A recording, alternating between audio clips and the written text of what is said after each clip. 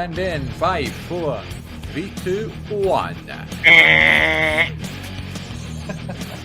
Hello again, everybody. What a horrible noise that was. That's my laugh. Oh no.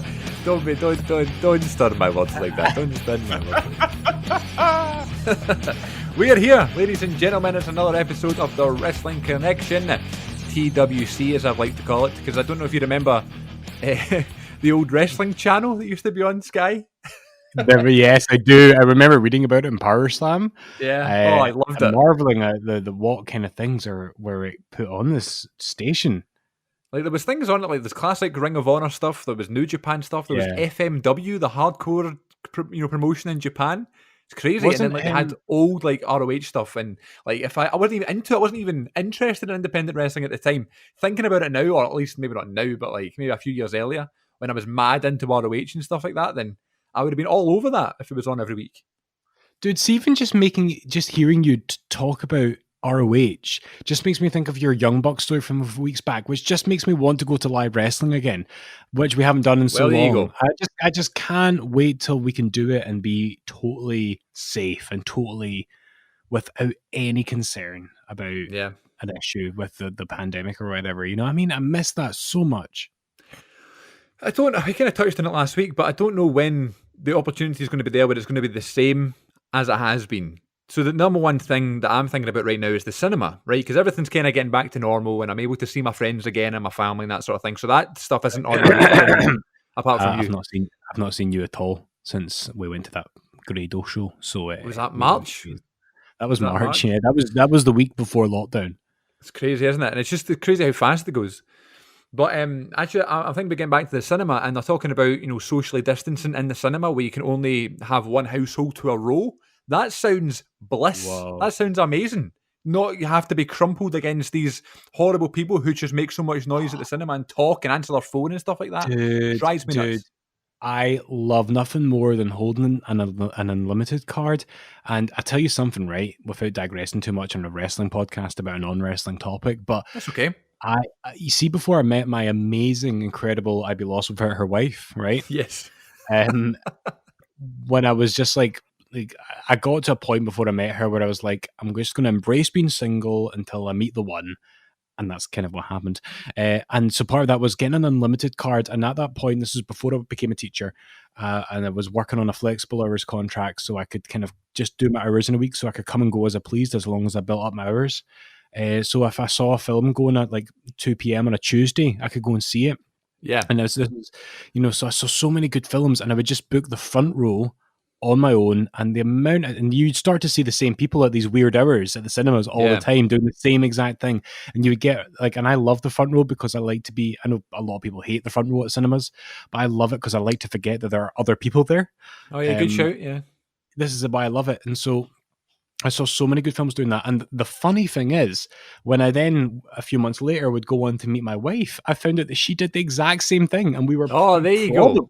Probably in the same theater at the same points at one point. And she relished that. And for quite a while, when we started dating, when we still had unlimited cards, we would do that. We would have 2 movie days and stuff like that before we had a dog or things to depend. If we had a real life, buying a house, things like that. That's not fair. But you know what I mean? Like it's it's something I look back on so fondly, and I love the cinema, but I especially love the cinema when I'm not aware of other humans. Yeah, no, I get you. Just having that kind of extra space and just being able to relax a little bit more and, as you say, escape. There's something about really getting into a film. I always tell this story on YouTube and stuff like that. But when I went to see the film I, Tonya in 2018. Great movie, excellent soundtrack. Really good soundtrack. Margot Robbie's one of the best, one of my favourites anyway. And there's this really, really tense moment where she's just in this performance of a lifetime, but she's a bit of an outcast. So the judges are about to give her this big verdict, and it's really going to either make or break her career. And all the people in the cinema are kind of on the edge of their seats. I'm one of them. I'm kind of grasping the arms of the chair, and I'm really getting into it and really nervous and holding my breath. And then all of a sudden, there's this person just on the other side of the cinema just makes all this noise. Just a scream comes out of this person, and they collapse onto the floor. So then Oh my we're god! sitting watching this really intense. I thought it was maybe the film was too much for him, but all these other people get up and start giving him CPR. Oh Someone stands no! up and starts going, "Oh, is there a medical person in the cinema? Is there a medical person? Not a doctor or a nurse or anything. A medical person to come and God, assist but this man." you lose your vocabulary in situations like that. Honestly, it's Totally, scary. totally. And so I'm sitting there and like, first of all, I was like, well, thanks for ruining the movie, mate. But then I was, Jesus Christ. but then I was like, I have to go help this man. So it was fine. But that was one of the moments where I was like, if this was an empty cinema, that would never have happened, and I would have got to finish the movie in peace. God. You wouldn't be the only person resting in peace if that happened, for God's sake. No, but I tell you I what, joke, though, I I do joke. remember I can't remember the movie, Tinker Tailor Soldier Spy, and it came out about 10 years ago, I think, in the cinemas. Right, it's like a war movie. I think I Right? bored Yeah, the yeah. living senses out of me at the time. So I went to see that with a friend. A friend who's also bought a house in the same town as me. It's like we're all getting so old. we're all about to turn 30 and we're all getting old. And I remember we were in the cinemas, like 3 or 4 of us, and that movie was on, and I did find it really boring, but not fall asleep boring. But tell that to the guy a few seats next to me who, at a really tense bit in the movie, we just heard. There's nothing worse. And and she went over, my pal went over and woke him up. It was amazing. And then he fell asleep again, and she went and grassed him up at went to the foyer and got people to go and talk to him, I guess. But I can tell one more. I know this is the wrestling connection. Can I tell No, please. one I more? love cinema stories. Right, one of the best films from the last 5 years, 2017, we got an absolute classic called Manchester by the Sea. Oh, I loved Manchester by the Sea. Almost made me Greek. Amazing film. And yeah, it's a real, folks, if you've not seen it, it's a real tearjerker, and I cried in the cinemas watching that film because it is so powerful. And that was one of the ones I saw like on my own, and I saw like just sitting in the front row by myself. But by this point, I'd started to see the same couple do the same thing as me. Like we would always end up at like a 11 a.m. showing of Moonlight or something. You know what I mean? Like there would always be a weird hour on a weekday because I was taking advantage of my my flexible hours contract. And one thing I noticed about this couple is that there was a guy and a girl, and they were about, I don't know if they were in their 50s or something, but like the guy would always, we all like to sit back in the cinemas and kind of lounge backwards, but he would take it to another extent. He would take it as if he was trying to fall into Bray Wyatt's crab walk. You know what I mean? So like his upper back and his head would be on his chair, and it felt like the rest of his body was like sprawled out on the floor. And he was a large man, so it looked bizarre. But I just found it comical. But one thing I noticed about them is something which is my biggest pet hate in the cinemas, and which I'm always the first to call out, and that is talking during the thing. But the thing is, they would never. Don't try and defend it, Chris. Oh no! That's what I was going to say. I just, why would you even? You're going to the cinema for one purpose, and that purpose is not to have a conversation. Yeah, you've actually parted with money for this. If there's a bar just in the same building as in Cineworld, there's a bar in Cineworld. It's expensive, but you can go there and talk for free. There's a Starbucks there. You know what I mean? Anyway, but the thing is, they would only have 1 or 2 comments during a showing, and I'd kind of let it fly because it was so sporadic, and it would only happen once or twice in a film. Whereas it wasn't like, 2 teenagers chatting for 15 minutes straight. Do you know what I mean? Like, so like, but they always would say really stupid things. And if for anyone who doesn't know, Manchester by the Sea is set in the States, in Manchester, in New England, like kind of New Hampshire. I don't really know, but it's Boston, Massachusetts, or Manchester. I might be embarrassing myself here. No, I read that idea, yeah, because my knowledge of American geography comes from Howard Finkel and Tony Schimmel. So that is set in that area, and it's very obviously set in that area. So even if you knew nothing about the film, you would infer from the title and then from like the exposition of the film that that's the setting, from everything from the accent of the actors to the visual representation, from the fact that I'm pretty sure it was filmed on location. So the film opens up with this beautiful shot, and you see the sea, and you see, hence the title, Manchester by the Sea, and you see a lot of the kind of surrounding architecture and just people living in that area. And this numpty next to me, sitting like, Bray Wyatt, about to have some sort of spasm, just says to his partner, "That's no Manchester," Oh, as if he's jeez. thinking of the north of England. You know what I mean? And it's the way that he said it, so proud of himself. Like, he pointed at the screen and go, "That's no Manchester." As if like the film has done wrong. Yeah. The film has So yeah, not well done it done, mate. correctly. You win. So that was it. And that's, you mentioned like lockdown and getting back to cinemas, and it is bliss the way you describe it. One family per row. That's my cup of Yeah, tea. sounds good. Last cinema story before we move on. I went to see Creed 2, not Creed the band, Creed the film. I'd love to go see it. I mean, Creed is at the top of my list, along with George Strait as like dream gigs. But I mean, I'd be there for you for both of them, man. but I was seeing Creed 2, and again, just a great film. A redemption story. You really get into it. And right before the kind of climax of the film, there was a group of boys sitting behind us, and one of their phones ring, and they open, they open their phone. See, you immediately see the bright screen, and I'm just assuming, okay, well, good, he's opened the phone and he's going to turn it off. He goes, "Hello," and then he's listening to the person talking. He goes, "No, I'm not busy," and just starts answering the phone and starts talking about his pal at the cinema. I couldn't believe it. I was like, "Oh my god, ruining the film for yourself, but also other people." Worst kind of folk. God. Worst kind. That's the worst. One more. Toy Story 3, 2010. I'm in the cinemas. You know the ending of Toy Story 3, right? We all do. You know it. So there's Andy's kneeling down with Woody and Buzz, and he's talking to Bonnie. Is it Bonnie? Is that the wee girl's name? Yes, I think so. I think it's Bonnie. I may be making that up. But anyway, he's explaining, this is Woody and blah, blah, blah, and this is Buzz and this is Jesse. And this teenager in front of me goes, "Oh my God, is he going to leave him behind with the wee girl?" I'm like, thanks. It's not as if you needed to tell us all that, because we know how to follow a flipping plot. Oh God, we're seeing the claws are out tonight, ladies and gents. This is the dark side of the Wrestling Connection podcast. Was that meant to be the Vader breathing? No, that was meant to be like a bat, or like a vampire going, or cat, not a bat. Bats don't hiss. Shut up, Chris. Stop putting words into my mouth. Anyway, what have you been watching this week in wrestling?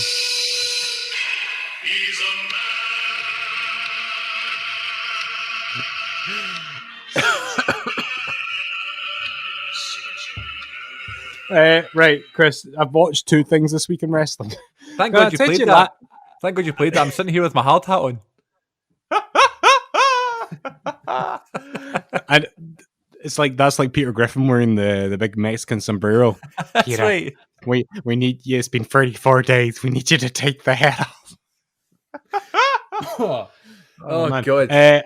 I've watched the last few weeks, mate. Like, I've been honest with you that I've not watched a lot of wrestling, from Adult Commitments to The Last of Us Part 2. Oh my God, remind me to come back to that, because I finished it. It's so good. I'm coming back to that. Don't let me lose it, okay? I know this is a wrestling show, but in terms of wrestling, I have actually watched wrestling stuff this week. Oh my God. I know, right? I watched the Jeff Hardy Chronicle on the network, because even though I cancelled my network, I still have it till the end of the month. Right, I've not seen it yet. I would see it. Chronicle's good because it's only half an hour long, and it's almost like the Jeff Hardy one's almost like a condensed mini Last Ride in a way. Because it's this kind of redemption story, and it's also like him thinking about the fact that his career is coming to an end, and he wants to like end on a good note. And interestingly, yeah, for sure. And so, like, they're quite open and blunt about his various issues that he's had, and they, interestingly, without spoiling anything else about it, he says that he really wants to end out his career in WWE. Which is weird, because I always assumed that if Jeff, even if he did finish up in WWE on his current contract, that he would maybe do something in AEW with Matt, presumably. But maybe he doesn't want to do that. He doesn't, and it just strikes that right balance of personal, like, insight to the man. And I always think Jeff Hardy, even though there have been a few documentaries about him now, and we have had a glimpse into his private life now, I still consider him to be a more reserved man, a more of a private man. I agree. And you've told your story about meeting him, and he does have that vibe about him. And I'll tell my story about meeting him down the line at some point.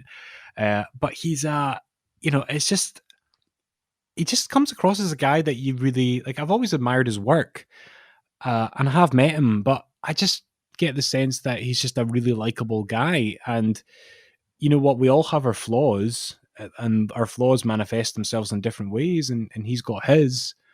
And you just get the sense that he's really trying his hardest to make the best out of a bad situation. You know, the various troubles that he's got himself into, and he doesn't make excuses. You can tell he's very much like owning up to the fact that he's messed up a few times, and he really just wants to do right by his family and right by, you know, his partner and his daughter. Mm-hmm. Totally. I've not, I've not sugarcoated my love for Jeff Hardy on this show. It's one of those people who I've always admired, and I don't know why. It's just he has that sort of infectious personality. He's just generally likable. Not just in the ring, but as a person, I think. And even when you see him in interviews and stuff, he always is like very well spoken and is very like nice and like respectful. And it just proves how far that goes and how much of a difference that makes when you're watching an interview with someone that you don't need to cringe when you're watching it. Didn't you anytime say he's on anything, I'm happy.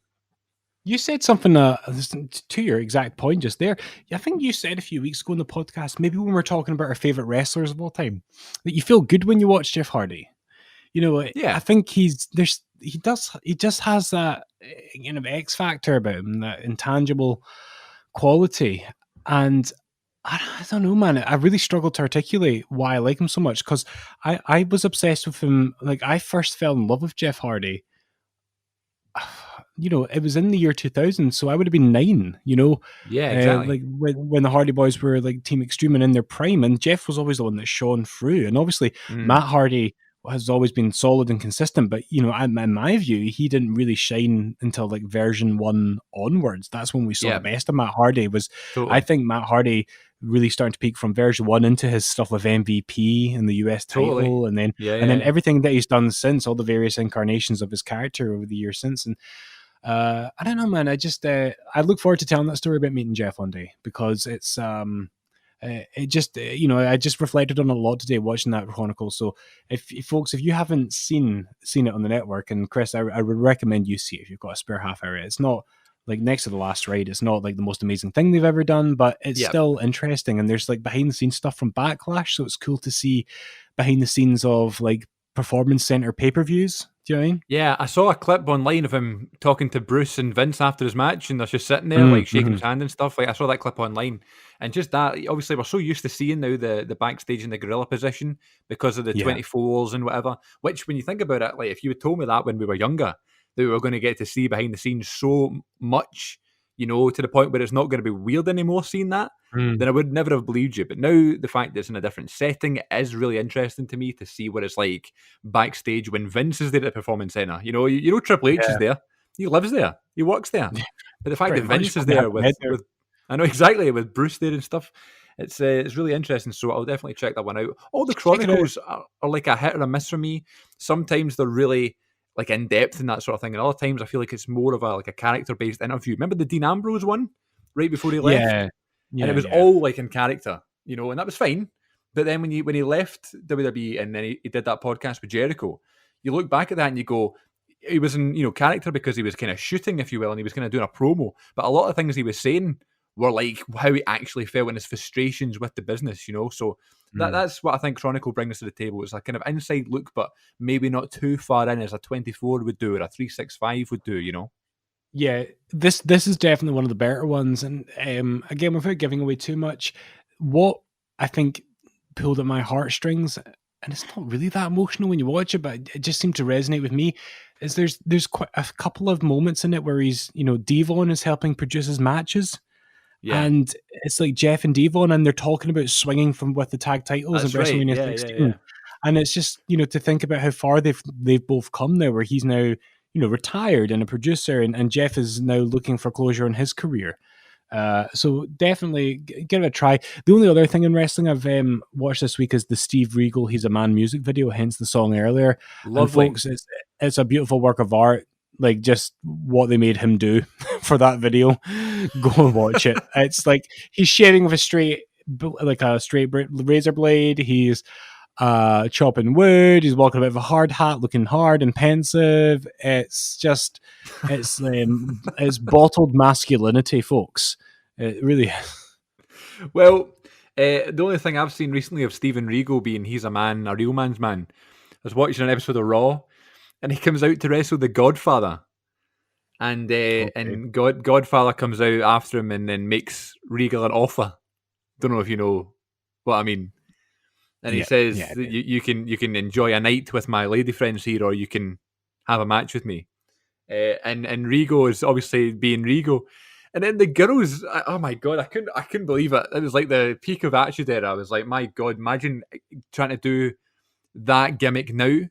Oh my god, how did they get away with this? It was there's ridiculous. a lot of stuff back then which is weird to watch now. You just have to watch it and look at it objectively as a moment of its time, and maybe be thankful that we live in a different time now. Absolutely. But to your point, just it's crazy. I couldn't believe it. And Regal's just there, and then Godfather says something else I couldn't believe, and they start scrapping. But that was the only thing that I knew from he's a real man's man, Regal. Like, I don't understand why they made them do it. It's so not Regal. I think I've listened to enough episodes of Something to Wrestle With now that they did it to make Vince McMahon giggle. Totally. I feel like everything that's ever existed like that in the history of the WWF is to tickle Vince McMahon. It's somebody trying to make him laugh, and so they get into his good books. Yeah. And that's why Roman Reigns was fed dog food. That's why Dean Ambrose used to spray mustard and ketchup on people. Yep. And became a germaphobe, and he wore a gas mask to the ring. It doesn't, the thing is, I had stopped considering myself a fan of Ambrose by the end of his WWE run, because I was actually starting to think that it was him. I thought he was the problem. I thought actually he's just not, he's sloppy and he's not always cracked up to be. And then you give him 5 minutes in AEW and you see the body of work that he's built up there, and you realize actually maybe he was lacking motivation in WWE near the end, but the problem really wasn't him at all. He's like a new man. He's like a new performer.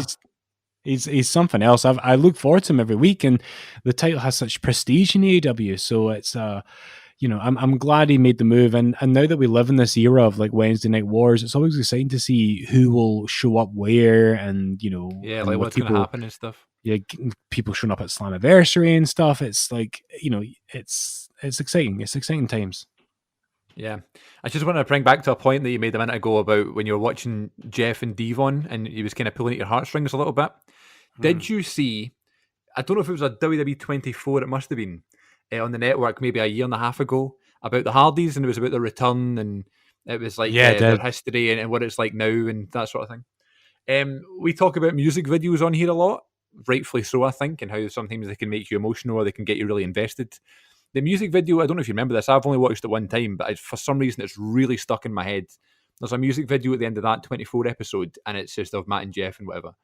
And it's the song Kids, I think by One Republic. I could be wrong there. That group, One Republic. And it's a whole nostalgia-based song back when we were kids and we dreamed that we would never die. And it's just this music video, and it just made me so emotional. It was like watching the Hardys being in their prime when I was younger and just thinking the world of them and really looking up to both of them. Jeff more than Matt, but I still loved them both. I loved the presentation. And just with that song and the whole nostalgic feel, and what it was like, what your thought process was like when you watched the Hardys back then, and how you, as you said earlier on, it's like a safety net watching the Hardys. It's something comforting about watching them.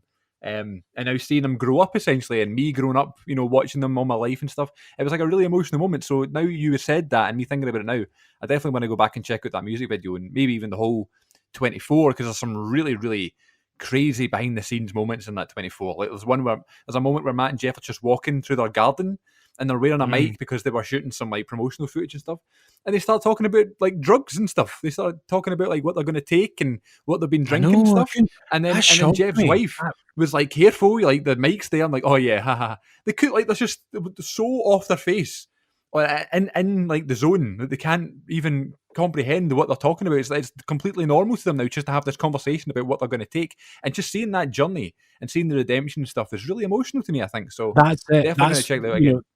that's why that moment is so powerful, not just because it's shocking, but because it's such a stark contrast to where those men are now in their lives. Yeah, Where, totally. Jeff, at time of recording, he's in court today, facing charges for his most recent arrest which was, a few months ago now. And, Matt is in a much better position as well, and arguably doing his best ever work now that he's in AEW and he's not as stifled creatively that Yeah, he the maybe was. multivarious Matt Hardy comes out with a I new love gimmick it. every week. I Brilliant. love it. I'd love because here's the thing. I know he's always had his critics, and there's been times when I've been one of them. But the thing is that with Matt, like, if you can create a character where you're interested to see what happens next week, then that's money. If you can create a Absolutely. character where if you buy a ticket to go see Dynamite and you're wondering, oh, I wonder which Matt we're going to get this week. Mm-hmm. That's good money. That's a draw. That's an interest. Surprise and intrigue is what you want to get viewers back. And that's why I look forward to his appearances on Dynamite, not just because I love what he's been doing with that tag team and I love how that kind of role he's adopted, but I also look forward to which version of Matt we're going to get. And I think it seems like a subtle detail, but it's just a real testament to Matt Hardy's creativity that he could have easily just gone to EW and just done Broken Matt again. Yeah. But the fact is that Broken Matt is old now, and yeah, instead he's updated the character more. This Jekyll and Hyde times 4 or 5. It's awesome. crazy, isn't it? Comes out as old Matt, and he comes out as Broken Matt, and then the Golden Guy, and then he's like V1. He comes out as, and it's crazy. He's a genius, really, and I think now he's finally getting that due. Or even when he started the Broken stuff, we kind of realised, like, oh my god, Matt Hardy's actually a genius. He's not just part of the team. He's not just Jeff's brother. He's actually a genius. So we're a big fan of the Hardys. We can't speak highly enough about them. So we love both Matt and Jeff. Do you want to talk about The Last of Us? Yeah, I'll just say, like, I know we're in a wrestling show, but here's the thing. The reason I love wrestling is because I love stories. And wrestling's great for stories because you've got like storylines in wrestling which can last a long time or just a couple of weeks. And you think of like the best storylines in wrestling, we think of stuff like Jericho and Michaels, don't we? Or like Triple H and Shawn Michaels and The Undertaker. And stuff that lasts long, well-developed stories. But there's also the fact that an isolated match can tell a story without words, even though you might have the commentators, fleshing out the narrative. But like, I love a match with a good story, and even if it's as simple and rudimental as working a particular area of the body. Because something happened in the storyline to compromise the area of the body, so this wrestler's now going to try and take advantage of that. That's a satisfying story. Yeah, and it's an easy to take in story, and it's my love of storytelling, which has informed my love of story-based games. And I finally finished The Last of Us Part 2, and I just wanted to have my say about it because it feels like, unlike the first one, it has really divided the gaming community. But I'm struggling to see criticisms that aren't just bigots who don't like representation for gay people or trans people or women in leading roles, and I'm seeing a lot of that. And the story is a bit long, and there are people that say it's maybe badly paced. But the fact is, they've stuck true to their themes and they've stayed true to the characters. And I feel like a lot of the people criticizing are the people that can't accept that not every video game needs to have a bloodthirsty white straight man killing people all the time.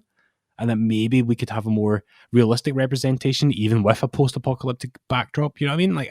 But I loved it. I thought it was a great story. It's harrowing and it's sad, but that's what I want from a story. I want a story that's going to affect me in some way. As an outsider who hasn't played it or has no idea about the story other than what you've told me, I've noticed the kind of divide, but it seems to be leaning towards more people enjoying it and stuff. And it does seem to be what you're saying there. Like, people are just finding reasons to dislike it and people finding reasons to sort of gripe about it. But then you also see the people who are really positive about the game just being like, what are you on about? Do you know what I mean? And that tells me everything. That makes me go, right, okay, well, it's clearly not just a bad game. It's clearly a divisive game. And some people are looking for reasons to moan. And that seems to be quite frequent in the gaming community. And being a wrestling fan, I know how that feels. Anybody looking for something to be negative about, Star Wars is the same or whatever, So, totally. And I'm glad you enjoyed it. And I know there's loads of people in my life who love the game. Very, very few people I know that didn't like the game. So it's interesting to hear your thoughts. I'm glad it went down well for you. Yep. 31 hours of my life that I'll never get back. 31 hours? You could have been watching Armageddon 2002. I've still not got there yet. I'm still not there. You'll not be there for a while. I know, that's true. That's all right. That's all right. You can use my network if you want.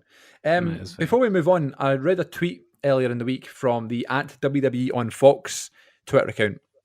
And basically, but by the way, have you noticed that the people who run the Fox, Twitter accounts are like really funny? They post like ridiculous tweets. Yeah, I've enjoyed this a lot. So this isn't a really funny one, but they've just posted this tweet saying, "What is your wrestling mountain that you're willing to die on?" And I was going to reply to the tweet and just, with my frustration of things that I love that other people don't love. And then I started reading some of the replies, and a lot of them were the same, and a lot of them were this and that. And some of them are ridiculous. And I thought, what a great conversation to bring up on the podcast. So I ask you now, my friend, do you have like an opinion, a controversial view about wrestling that you love or that you think was great that a lot of people don't? I have mine off the top of my head. We're probably going to have similar ones. But if there's anything that jumps off the page to you from first glance. Okay, a few of them, and I don't want to get too negative on what is trying to be a positive podcast, but I think one of the first like glaring ones that we've talked about a lot is that Roman Reigns and John Cena can wrestle, and they are big stars, and they deserve to be. I would also argue that just because a wrestling promotion exists in your hometown doesn't mean it's untouchable or 100% perfect. Like I've enjoyed ICW over the years, but it doesn't mean everything that it does is perfect. Like there's a few things like that. Like I also think I also defend the idea that the wrestling industry is changing for the better, and again, I don't want to get too heavy with this, but one of the things that annoyed me with the Last of Us feedback is that game has, for once, like a good representation of a trans person on it, and to see the fact that the wrestling community sometimes doesn't seem to want to accept the existence of LGBT people. Do you know what I mean? It's improving, I would say, but then you look at the crap that Nyla Rose has to put up with regularly. I was just thinking about it. I was thinking on Twitter. Nyla Rose and Sonny Kiss was the other one that I thought of. He's had a terrible time. It's nice to see a lot of people are like, these people are great performers, great wrestlers. It doesn't matter about their beliefs or what they want. It doesn't matter about, you know what I mean? They're looking at the performer, which is who what they all are. wrestling should be. Absolutely. But you do see those opinions that are always going to be there. And it's not just wrestling, it's just life. If you're working with someone who has a different belief to you, or maybe a trans person or whatever, like there's always going to be those people that have those opinions and just want to drive it home. And I've never understood it, man. I've never understood it. What I like though is about what you and I try to do here is that we try and say, well, you can have your beliefs about people's identities or whatever, but surely wrestling, it can be the platform where we can have something in common. So I made the joke a few weeks ago about how The Undertaker is a 6-foot millionaire in America, but I could find common ground with him because we both love wrestling, and I empathize with his desire for closure when I moved from one part of my career to another recently. And so there's something that connects two people who would otherwise disagree on something. So to see wrestling turn into a platform for divide like that bothers me. And I sometimes feel like because some people hold so dearly to wrestling that they don't want to acknowledge that there can be problems like that in it. But the biggest wrestling thing that I would die on is probably the Reigns and Cena stuff to give a more lighthearted and more mainstream kind of response. I would also passionately defend Austin's heel run in 2001 as well, and the invasion. That's where I was going. That's my one that I typed and tried to word correctly on Twitter, and I was like, it's even. Right. I don't know if you do this when you tweet something. You kind of go, I don't like the way it looks. I don't like the way it reads. I'd rather just speak it. You know what I mean? I don't want to. I can't write down my words. I can't write down my thoughts. It's just more in the heart sort of thing. But the invasion is mine 100%. I didn't bring up this thing to sort of bring up to try and get some negativity going or whatever. I just wanted to know if there was anything that you would passionately defend if someone told you something was stupid that you like, which happens all the time. Because people were replying and to that tweet about the invasion, like, I actually quite like the invasion, blah blah blah, and folk are replying to that tweet to a complete stranger who they don't even follow. Like, you're wrong. You don't like wrestling. You know nothing about wrestling. And that just kind of bothered me this week, and that's kind of why I brought it up. But the invasion is my one. It goes hand in hand with Austin's heel turn, really. And the reason I loved it. So sorry, go on. I was just, sorry to interrupt you. I'd love to do a whole episode about the invasion one day. Absolutely. We'll do it. We could speak about the invasion for hours, and I think we will one day. I think that's a good shout. We could even do a watch along to maybe like Survivor Series 01 or even the Invasion pay per view or something like that. I don't know. Yeah, for sure. But yeah, I'd love to do that. But I don't know what it is about the invasion. I will admit, like a large part of me thinks that the reason I love it so much is because it was like the thing that got me hooked. You know, that kind of sentimental feeling towards it. But like I rewatched the whole thing when the network came out, and it's still just as fun. It's as unpredictable. The crowd, I don't know what people were, talking about in terms of, everybody hated it. The crowds don't seem to hate it. You know what I mean? They're all electric during the shows. You were saying last week about hot crowds. You were talking about Rock and Austin, right? And, maybe they weren't as wild and as raucous as them, but they weren't far away from it. Like, they were popping like crazy for that stuff. And this is the thing. There has been so much retrospective criticism of it. Oh, we wanted Hogan, we wanted Sting. Yeah, that would have gone really well. But there was never at any point in the invasion a chant of "We want Hogan" or "We want Goldberg." Nobody ever chanted that. Everyone just loved it. They were so immersed in the stars that the WWF had built up and the stars they had brought in. And as far as I'm concerned, they made DDP a bigger star. They made Booker T a bigger star in that angle. And I know he was a big deal in WCW. Of course he was. That's not taking anything away from it. But he got introduced to a new audience and quickly rubbed shoulders with Austin and The Rock. Like, obviously the invasion could have been done better, but so could have the Montreal Screwjob or the rise of DX or Austin. Everything could be done better. Wouldn't it have been better if Hulk Hogan had finally wrestled Bret Hart in the 90s before he went to WCW? Like there's so many ifs and shoulda, coulda, wouldas, but for what we got, sorry, I'm getting really passionate about this. But for what we got, it was good. And I was the target audience at that point. I was a wee boy. I was 10 years old. I went to see it live. Did I ever mention that I went to Rebellion 2001? I saw it, and the crowd was hot. I guess I can't accept that it was bad programming. Yes, relative to what you could have dreamed of, that's great. But I could also imagine a scenario where Steve Austin sprouts wings and breathes fire all over Hulk Hogan. That didn't happen either. I'm not moaning about it. No, well, I've got 2 points to that then, right? So Booker T became a bigger star because when Booker T was the big deal in WCW, there was about 2 million people watching WCW, right? And about 8 million watching WWE.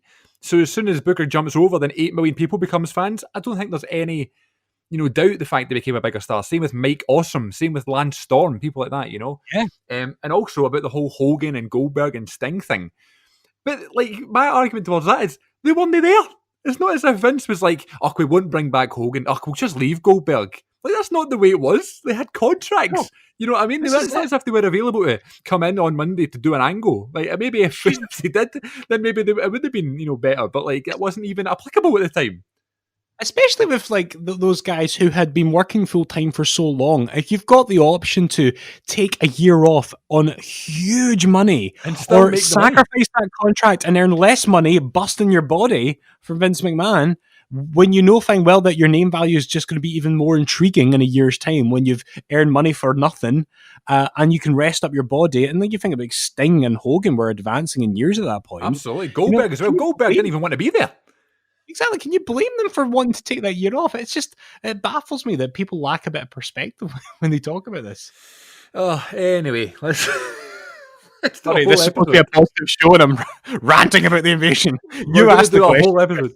We're going to do a whole episode, right? Because I feel like we could literally talk about it, and not just these moments that could have been better and why we kind of want to prove that wrong, but also just the absolute high moments of those matches and those pay-per-views that we could talk about, like RVD and Jeff Hardy, for example, that feud that went on, Total Underground, Kurt Angle and Stone Cold. And what another thing that people are saying about the invasion as well, we'll move on in a second, is that, it didn't make any sense. I mean, why would Stone Cold not be with Vince, and why would this happen? And I was like, first of all, it's wrestling. I don't have to explain anything to you. And number two, it's because it was unpredictable. You didn't know what was happening. And as far as I knew, Austin was with WCW. When I was younger, DDP, they told me he was a big star, so I believed them. Booker T, all these guys.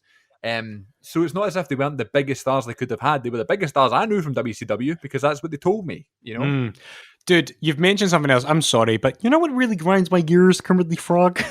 Kermit the Frog. I'm sorry. This is what this episode has become, okay? You started this, right? You say people were moaning oh, it doesn't make sense to Austin. I'm sorry, but if you want realism, don't watch wrestling. Don't watch wrestling if you want realism. Watch the UFC. Watch boxing. And this is not just a problem that's isolated to those angles back in the day, you know? And by the way, it was convincing because Austin was an inconsistent character at that point. Like, it was unrealistic that he would side with Vince in the first place. Exactly. But we accept it. But I still see it, and see even podcasts that I love, and you know the wrestling podcasts that I love, like, you still hear qualified commentators, sorry, ironic, qualified commentators who are actually connected in wrestling, who actually know wrestlers and who have like a career in wrestling and are paid to it, not just two schmucks like you and I. You hear them moan about how something isn't convincing or realistic. And I understand the desire for realism, but you cannot ask for realism, but then accept that Bray Wyatt can morph into a demon and then be a children's host with supernatural powers at the same time. Aye, but you don't watch realism for realism, wrestling for realism. Aye, but that's cool, and it's never been done before, so that's fine. So that's okay, right? I see. Yeah. You know the one that's on my mind just now in terms of like people going back on themselves and stuff? I have so much respect for Jim Ross. I love Jim Ross. I listen to him almost on a bi-nightly basis anyway. I listen to him, I read all of his books and all that stuff, right? I love JR, and anytime he's there, I make sure to listen to him because I've got that much respect for him. But right now, every single podcast he does and every single interview he does and almost every day on Twitter, he mentions how he hates when people slap the leg when they kick someone, right? As if this is a new thing. Do you know who was the notorious Shawn Michaels? The Rock. Every single time The Rock threw a punch, he was slapping his legs. Yeah. Did you hear Vince talk about it now? Or JR talk about it then? No, but because they were the greatest and they weren't, doing all... They were people who he knew and he had signed and he had drinks with and that sort of thing. So that makes them all right. But when the Young Bucks do it or when whoever does it, you know what I mean? It's wrong. And that kind of bothers me these days. If you see when I'm at an independent wrestling show and I see that happening, it doesn't bother me. I'm aware that that's the method that they're using and that's the trick that they're doing, but I can suspend my disbelief and enjoy it because the sound it makes is actually really cool and it makes the impact sound really good. Absolutely. And, you don't go to a magician show and going, oh, well, he's not really cutting her in half. You know what I mean? So don't call it out. You suspend your disbelief and you enjoy the moment. I'm fired up tonight, Chris. Well, let's take a toilet break and we'll be right back. Toilet break. Ooh, yeah. Okay, we're back and we have calmed down. Glenn, we were talking about the invasion. Do you know who was one of my favourite parts of the invasion? I can't imagine. Go on, tell me. Well, there was lots of people, really. But I'll tell you about it. I mean, if they had Vampiro, then maybe it actually would have been decent, but, WWE didn't want to spend their money on booking him. But do you know who they did book? And that was Paul Heyman, who was on commentary. One of my favourite commentary teams of all time was Paul Heyman and Jim Ross. And say what you want about Heyman, how he screams too much into the microphone when he commentates and how he gets away from the story too much and he just tries to make JR laugh. So entertaining. And in that Survivor Series 2001 main event, the winner-take-all match, one of my favourite matches of all time. Talk about a good crowd, my God. And a match that's literally good versus evil and we're all buying into it. Brilliant. Yeah. Heyman and JR literally playing parts like that. They're the commentators for the respective teams. Is so funny, so entertaining, so interesting to listen to. Keeps you hooked the whole match. So I would love to meet Paul Heyman one day to thank him for that time in my life. But Glenn, have you ever met Paul Lee? Cue jingle. Meet a wrestler, we've met a wrestler in the flesh. Oh yeah. Well, Chris, two things.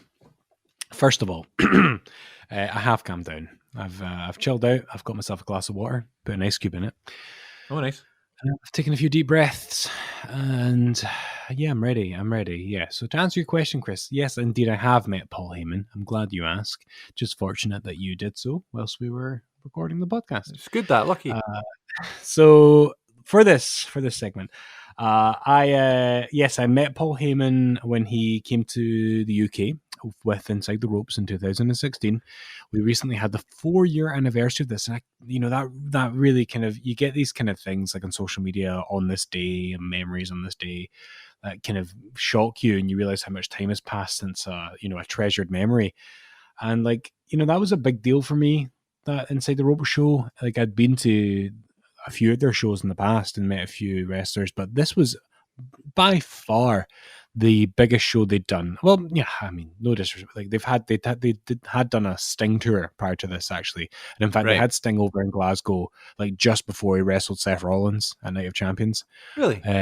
Yeah, it was shortly before that, but after WrestleMania, so that he could talk about like the Triple H match and stuff. But which I didn't go to the Sting one, or the Scott Steiner one. So Sting and Scott Steiner were like the two biggest tours that they had done at that point, both of which were very well received by fans and like widely acclaimed. Can I ask a question? But go for it. So, you didn't go to the Sting one, but you must have seen pictures, surely, of it. Yeah, for sure. Did he do the whole show in makeup? That's a good question. I know he did the photos in makeup. I don't know if he did actually. It's like when I went to the Goldust one. That's another story. I've met Goldust a couple times, but one of the times I met him was at the Inside the Ropes Goldust show, and he did the photo op in his makeup, but then he washed it off for the show before the show. So maybe it was that then. Yeah. It might have been like that, but I'm not sure because the makeup doesn't look good on Sting after a certain while. Remember when they lifted the statue up and half of it had peeled off? You know, when he was supposed to be that was good. Yeah, that was funny. That was a great angle, though, wasn't it? Like, it was really good, and it's just a shame how it went. Like how it nearly ended. Well, I guess it did end Sting's career, but it really hurt him. You know. Like literally not just a career, but it hurt him as a person. It was physically bad on his neck. And it didn't do much for Seth Rollins either. Folk just calling him dangerous and stuff. But I like the idea of it, and I like the fact that Sting was such a big idol to Seth. When you know those stories, I don't know. Maybe it's just me being that kind of different sort of wrestling fan that looks at different things. But I like the idea that Seth was in there with his hero. You know what I mean? Yeah. I tell you what, though. I mean, I do hope that is Sting's last match. You know, there's always these persistent rumors about Sting and Taker. I really don't want to see that. Like if you'd asked me 15 years ago, I'd like, yes, take my money. Absolutely. But the thing is, even despite the injury, that's not a bad match. It was definitely a good night for Rollins, despite like what you mentioned about people calling him dangerous. Like it was a good match. But I digress. Paul Heyman. It was an exciting summer for me because I mentioned earlier on in the pod how when I was newly single, I was doing everything for myself, and I was getting like cinema tickets just for me and nobody else. And I started buying tickets for all kinds of things. So like I remember getting front row tickets to see Dead and Brown that year, and bought tickets for like ICW Fear and Loathing, for Raw and SmackDown at the Hydro, and for Paul Heyman as well. So for a lot of my fandoms, but particularly wrestling, I indulged a lot. So I went to a lot of ICW that year, and I went to a few Inside the Ropes shows and some WWE and some indie shows and stuff. So this was kind of like one of the kind of cherries on the cake for that kind of time in my wrestling fandom. So Robert and I bought the tickets, and we wanted to fork out for VIPs. And I didn't realize how nervous I was about meeting Heyman until getting confronted with it. Right. So this is the thing. Like this was before I knocked Shawn Michaels' hat off his head. Like this is like 2016. And it was, they just announced that Brock was going to wrestle Randy at SummerSlam. So that was kind of fresh on people's minds. Right. And so we queued up as you do at these shows, and it was at the it was at ABC, one of my favorite ever venues in Glasgow, and I'm so sad that it burned down. Too. R.I.P. Seth Rollins was out of control that day. It took me too long to realise that there. Sorry. Honestly, man, I've got so many good memories there just on nights out alone, I'd seen shows there and stuff and concerts and stuff, but like in the wrestling, but like just in terms of going out with friends and stuff, so many good nights there. It was a great clubbing venue, it was a great music venue, and it was a great spoken word wrestling show. And like there was such a buzz about the show that like I'll get into in a second, but I'll go through it chronologically, and I'll start with actually like the meet and greet, but I have more of the story that goes on beyond that and into the night. So like we had these VIP tickets, so you could go meet him in the afternoon, and then if you wanted, you could go away, and you're still guaranteed like your really good seat in the evening, which was ideal for us, so that we could go away and get some food and then come back. So we would go for that same nerve-wracking, wonderful process of queuing up and getting your first glimpse of the talent. In this case, of course, it's Heyman. Magic. It's just such a great feeling, and because Heyman was and still is such a mainstream figure in wrestling, so we're standing in the queue, and I mentioned a few weeks ago, Robert likes to go first at these things, so he was ahead of me. And why is that, by the way? Why does he like to go first? I don't know. You'd need to ask him. I genuinely don't know. I don't know if it's a nerves thing and he likes to get it over and done with. I've never asked him that. It's a good question, but we should have him on and ask him that. But he's always been the same. He always likes to do it first, and then I go after him. Hilariously, this preference of his led to hilarious consequences on this day. So I'm really, really, really freaking nervous. So we were queuing up, and Robert goes and meets Heyman, and it's really kind of run of the mill. It goes really smoothly. He's always really good when he meets the wrestlers, Robert. So if he feels nervous beforehand, he's always really cool with them. And so he's having a nice interaction with Heyman. I can't hear what he's saying to them, but he's like signing the stuff. They're taking a picture. In the meantime, I'm talking to Sondra, who's one of the podcast hosts on Inside the Ropes, and she was there kind of helping out with getting the queue moving and telling people when they can move on to meet the talent and stuff like that. And she's from the States, so I was talking to her about coming over from the States. And I think this is what informed my my nerves, and this is kind of what informed my not that I blame Sondra for it at all, but this is what informed my ridiculous interaction with Paul Heyman that followed. So I need to paint a really clear picture right now. So Robert has just got his stuff signed by Heyman, and so he's got a handful of stuff because in his hands he's got a program which Heyman's signed, he's got his ticket, he's got his jacket and his bag, and he's holding it all in this awkward fumble of stuff. So Robert meets Heyman, does his thing, gets his picture, and then kind of like waddles away whilst holding all this stuff. And then I walk up to meet Heyman, I shake his hand, and that part's really cool. And I was like really nervous because he's such a big deal and he's an intimidating guy. And he doesn't mean to be, but and you think about it, like Heyman is like a legend of wrestling, and you think of all the things you could say to him, all the insightful, informative questions you could ask him, the way that you could really push his buttons and get into the inner psyche of Paul Heyman, even with just those few precious seconds that you have with him. And I go, what's this weather like? Yes, because it was July and it was raining. Yeah. So, and he did nothing. He just smiled at me, and then I went, "Thank you so much for coming." And then he looked at me and he went, "Yo, it's my pleasure. It's my pleasure." Like in a typical Heyman. Yeah, just people pleasing Paul Heyman. Yeah. And so then he does that kind of man handshake and takes me right in, and we took this picture where I look so, like, I'll put it on the Instagram. I look so terrified in this picture. I'm doing this kind of smile, you know what I mean? Because I've just said, I'm in my mind, I'm going, why did I just ask Paul Heyman what he thinks of the weather? You had one chance to meet a bona fide wrestling legend, and you ask him about the weather. You sound like the guy that works at the Krusty Burger in The Simpsons. Mr. Fredrickson, I did it again. Mr. Heyman, what is this weather all about? So like he signed I bought, this is one of the cool things, like one of the coolest things I've signed. I bought the Blu-ray, the Paul Heyman, Ladies and Gentlemen Blu-ray, and that's the only signed. It's great, isn't it? It's the only signed Blu-ray I've got. I've got a couple of signed DVDs, I think, but the only Blu-ray I've signed is that Paul Heyman one, Ladies and Gentlemen, and so that was cool. So like I bought that at the merch stand, thinking that would just get an 8x10, and I saw that and thought, like, I'm going to get that. So he signed it, and do you know what's really cool about that is that he doesn't do signings very much. So signed Heyman items are hard to come by unless you've been to one of these shows. He's done a few things with Inside the Ropes now. Right, so hello everyone. So full disclosure, what you're now hearing is being recorded mere like a matter of days after Chris and I first sat down and spoke about the whole meeting Paul Heyman saga. And the reason we're doing this is because we recorded that part of the episode, and I then went to hang out with my good pal Robert, who loves the show and is always entertained by it. And Robert was with me that day when we met Paul Heyman, and I realised when I was sitting looking at Robert, and he was going on about something else, and I just went, "Oh my God, Heyman!"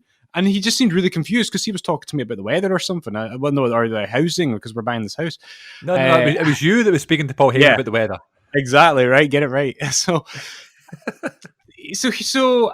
I then realised that easily the most memorable part of my meeting with Paul Heyman, I totally glossed over. And I think it was because I was so wrapped up in my own embarrassment about what had happened with the fact that I met one of the most interesting, when it comes to like wrestling promoters. I mean, there's a good argument that you could put him on the Mount Rushmore, not because of because of the cultural significance of what he did. So you've got this Goliath of wrestling right in front of you, and you start talking to him about the drizzle in Glasgow.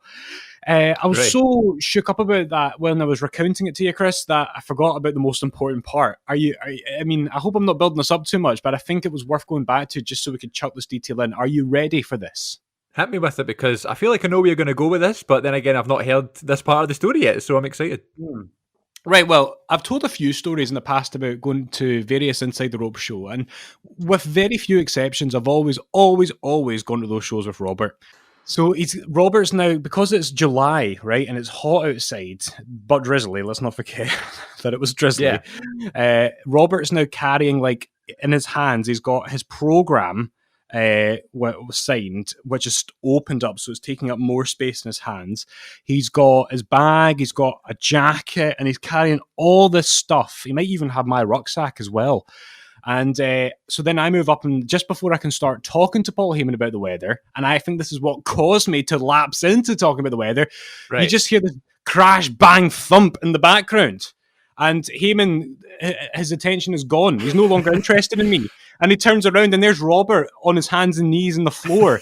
All of his stuff, including his signed items, are scattered everywhere, and he's frantically picking it up. And Heyman just looks him up and down and goes, "What did you do? What did you do?" And we're all just kind of mortified and shocked. And that's the missing piece of the puzzle, Chris. And I think it's because I was so building myself up to it, getting myself ready to say something no doubt really interesting. And then Robert drops all of his stuff. Paul Heyman shouts him and rips him a new one. And then all I can go is, "The weather's weird today, isn't it?" Oh, dear.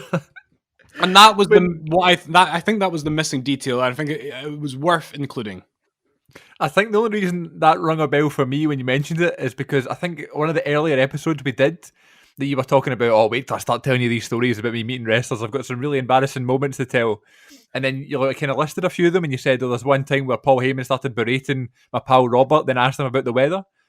So then the other day, or mere minutes ago, when you were telling the story, I was thinking maybe like you left that part out, or maybe you just like you meant he was berating Robert when he was getting something signed. He just didn't mention it.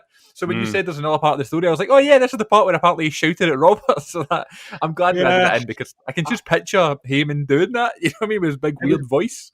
And that's one of the things I'll say about Heyman at these things in general, is that, like, you know, you go to all these things, and it's always good with Inside the Ropes. We talk about them an awful lot in this show. But, you know, what you get in terms of wrestler interaction ultimately comes down to the wrestlers, and you can't control that. The Inside the Ropes can't control that. It's down to how much of themselves the talent wants to give. But Heyman did the whole thing standing up. He interacted with everybody in a really bold and personal way.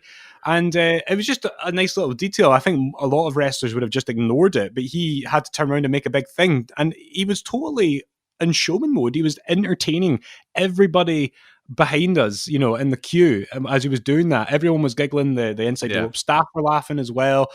And it's kind of therapeutic for me, Chris, because I've got so many embarrassing interactions with wrestlers. So it's nice to share the one time that Robert embarrassed himself in front of a wrestler. Right. He's such a big personality, Heyman, where like I feel like if I was waiting in the queue and I could see him sort of in the distance signing autographs and stuff, he would be full in character. And it's not this is going to be, I mean, this is going to sound silly, but it doesn't look like a person. It just looks like a kind of character. It looks like a thing, you know, and it's like an event that's happening over there, and it's just Heyman and his aura and what he's giving off. And I would love to meet him one day, and hopefully by the continuation of this episode, you will hear my desire to meet Paul. And I tell you what, before I continue with my story, Kenny McIntosh on Twitter was teasing that they might bring him back over, and I would 100% go back and see him. For reasons that I'm going to get into, and I would love for you to find a way of coming with me if we did that, because it was such a good show.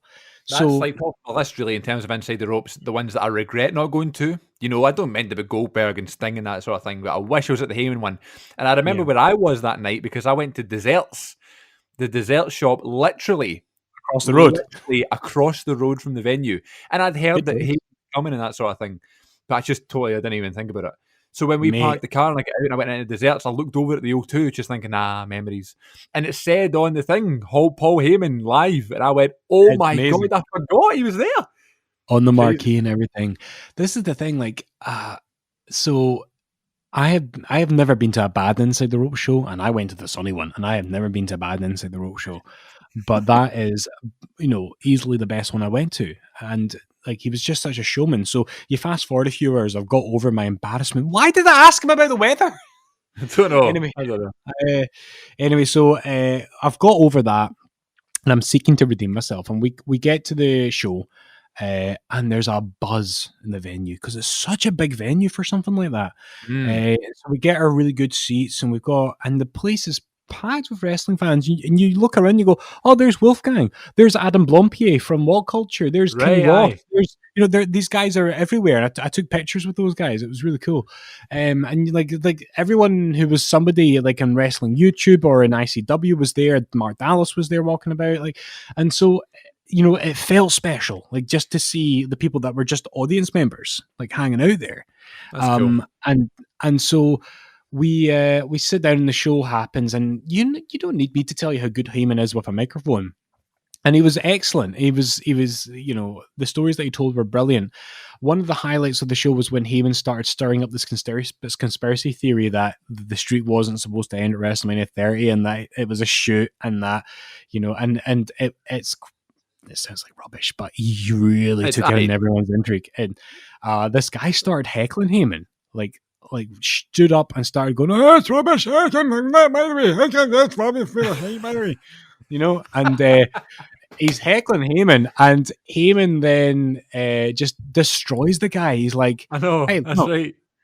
This is me, microphone in hand, and I'm not going to do the rest of the quote, but the video is on YouTube, and he absolutely ripped this guy a new one, and he got booted out afterwards. And I took a couple of videos that night, and this is before I realized that you shouldn't really be taking videos at these shows.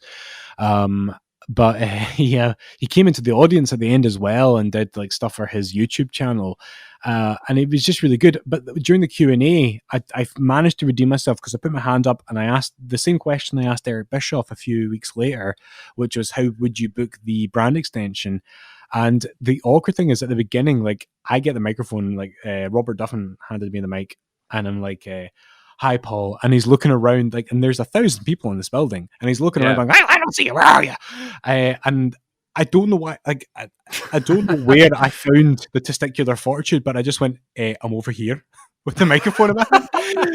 And people started laughing in the audience, and then he just ran with it. He didn't. I thought, oh my God, I'm asking for it, but at least he knew where I was at this point. And so I'm waving my hand, and I asked him the question, and he gave me a really, really good answer.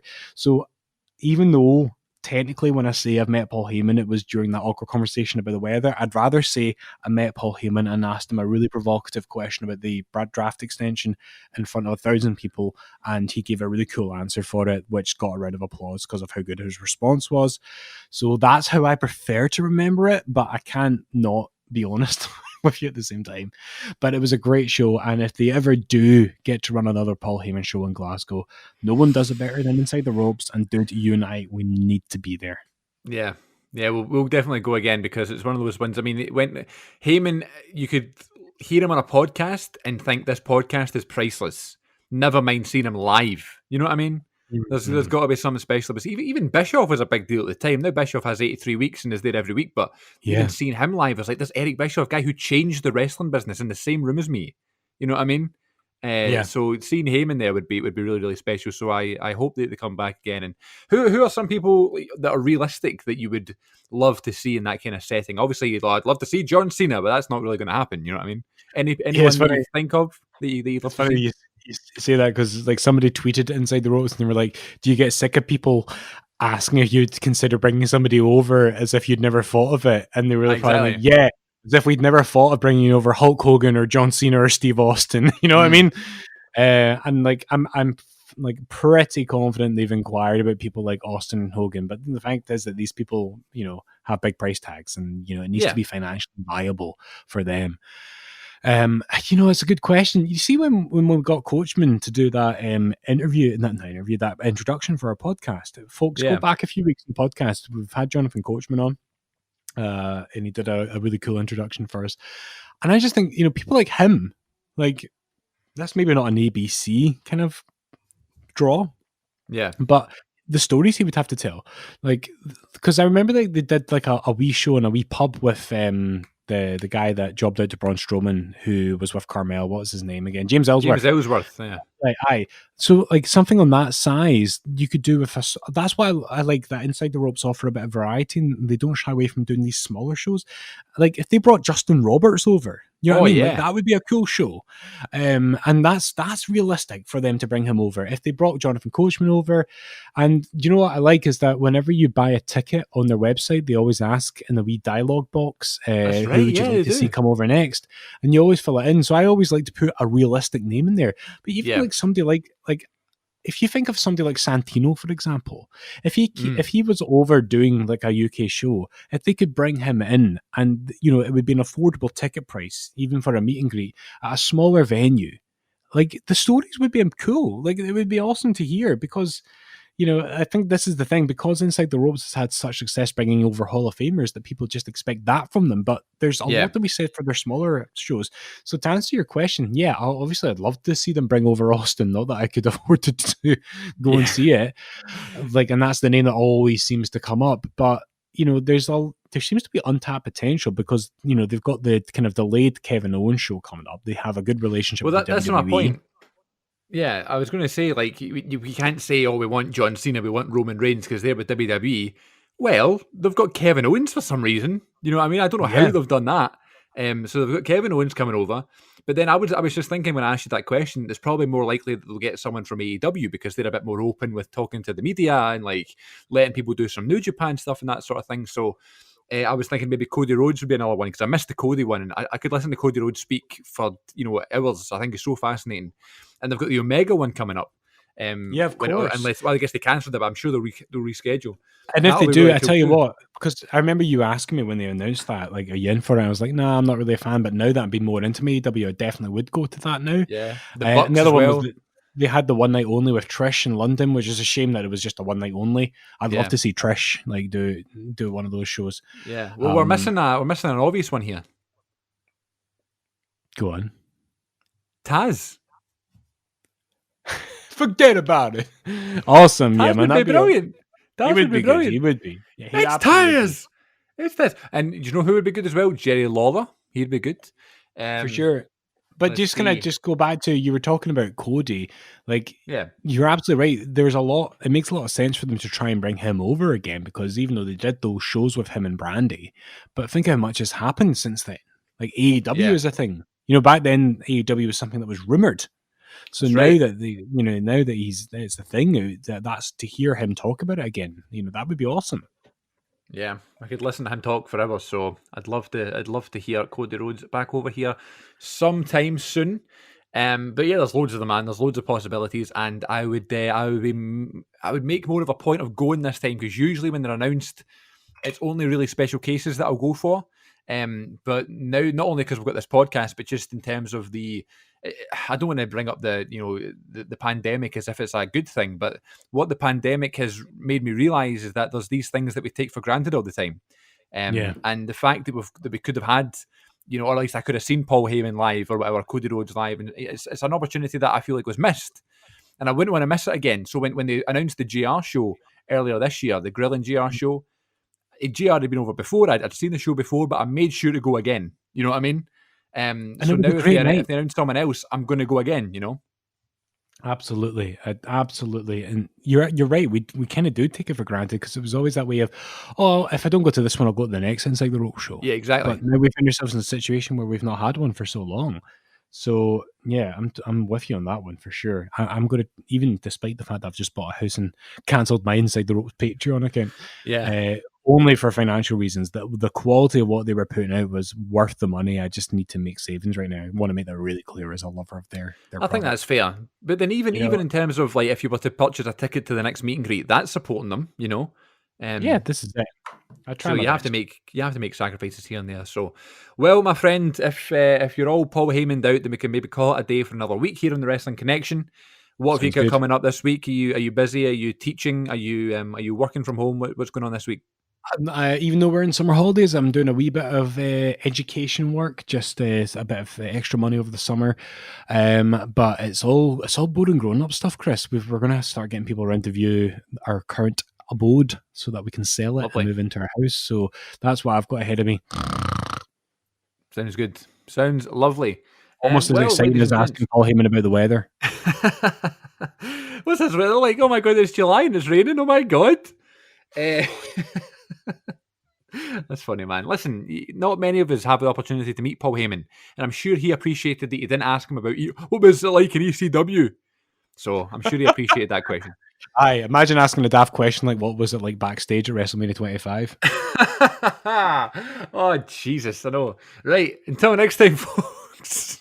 Sorry. My folk going mental, aye. Deary me. Right, we're done. Another episode that's in the books, in the bag, and out of sight. And you can get us on social media, ladies and gents. You can get us on Instagram at WrestleConnection. You can get us on Twitter at WrestleConnect1. You can get us on Facebook at facebook.com/The Wrestling Connection Podcast. And you can follow us and subscribe to us on YouTube at youtube.com/The Wrestling Connection Podcast. Or you can subscribe to me individually at CM42TV for videos nearly every single day. Taking a wee day off today. And we'll be back for another brand new episode next week, here wherever you get your favourite podcasts. And hopefully this is now a part of your rotation in your favourite podcasting journey. So until next time, folks, thanks very much for listening. Take care of yourselves, and we'll speak to you all next week. Ta-ta.